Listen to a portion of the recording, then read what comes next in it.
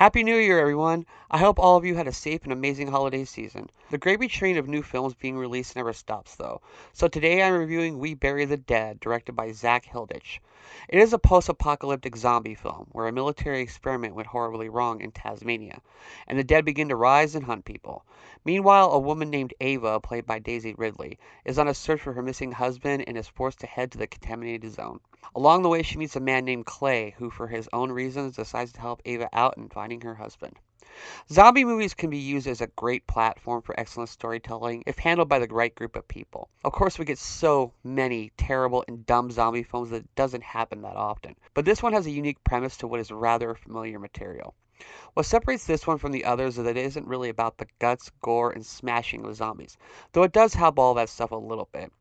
Nor does it have much in the form of jump scares and scare factor.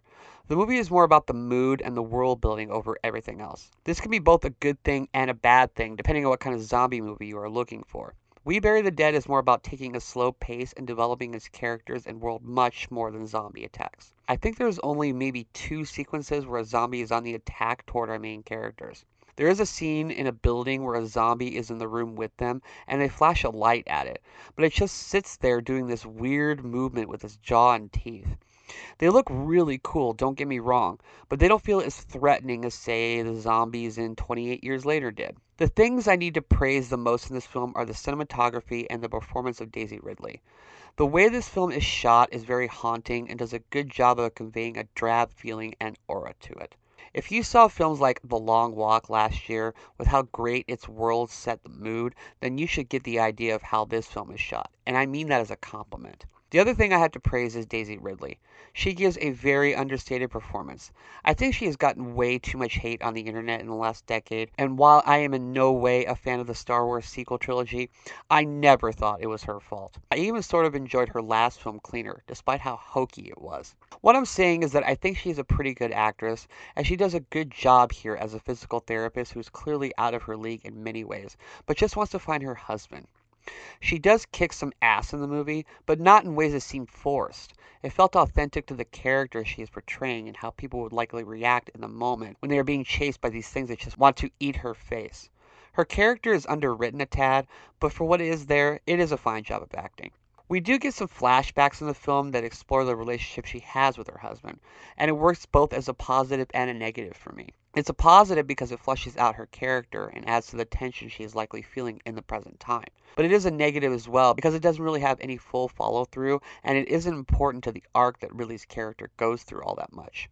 About midway through the movie, we get introduced to a third character, a military person who lost his family when all the bad stuff went down. And while the way the character acts seems a little obligatory for these kinds of zombie movies, it adds some much needed tension and drama to a film that has cool looking zombies that don't do a lot. I'm sure this is because the film is lower budget, so I can't knock it for that.